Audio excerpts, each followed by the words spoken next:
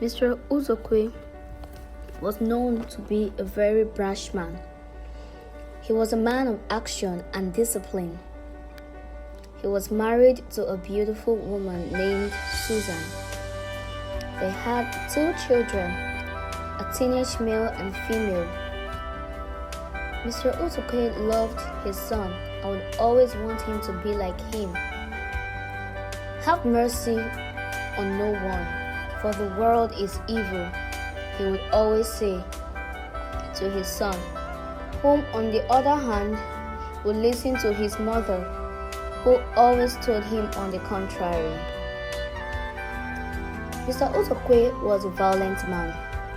He would hurt anyone that crosses his path, and no one dared stand against him or questioned him. Likewise, his wife, he would beat her up any time or any day she does anything that doesn't please him. But regardless of that, she kept on being submissive and supportive. Mr. Uzokwe was fond of beating Kamsi, his daughter, whenever she makes mistakes, even if it's the slightest. He was poor, yet boastful. One day, Kamsi got home from school. She was famished and didn't notice her father, who remained impatiently waiting for her to walk past him, which she did and headed straight to the kitchen. As soon as she got there, she felt a hard push from behind, which made her land on the floor really hard. Then she began to cry. Her father, who didn't have compassion on her, went ahead and started beating her. He kept hitting her hard until Junior, who was her brother, came to her rescue and pleaded with him. Then he left her. That day, Kamsi cried throughout and wondered if Mr. Uzokwe was her father at all. And when her mother returned from market, Kamsi cried and told her everything that had happened. Her mother got furious but was scared to approach her father and question him. So she took her children out to make them happy a bit. The next day, Kamsi went to school. She spent time with her closest friend, Ami. Ami's father was rich and would always come pick her up from school.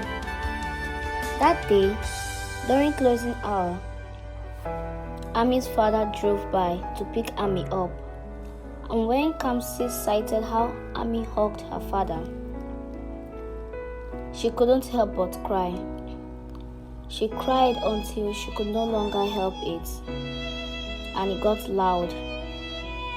She hated her life for having such a father who would do anything to wipe her out of the world. When Ami's father sighted her, he walked to her to console her. But she ran away, knowing that it will only get worse if she speaks. So she ran home. The next day, Kamsi got ready for school. And just as she was about to leave, her father called her back. "Why is there so much pepper in the food you prepared this morning?" he asked. And before Kamsi could say a word, she got a resounding slap on her cheek. Then he pushed her to the ground with his feet, where she fell and became stagnant. And immediately, he sensed an odd feeling and told her to get up immediately. And in the process, her mother walked in and saw her daughter on the floor. She wondered what had happened. Then she rushed to where her daughter was to wake her, but she was found breathless.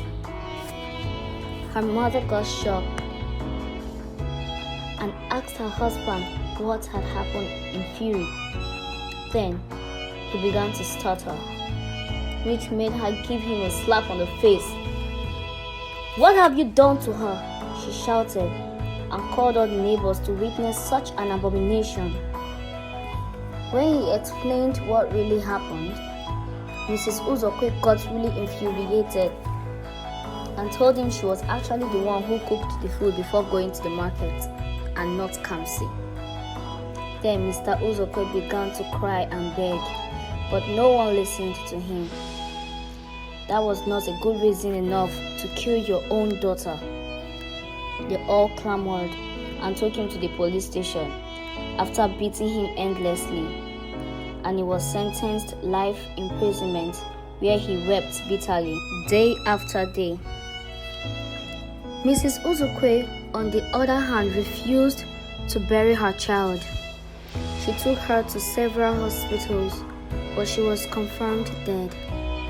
She cried every day, holding the body, and eventually she buried her. Day after day, she would go visit her graveyard with her son, Junior, who couldn't stop crying day by day.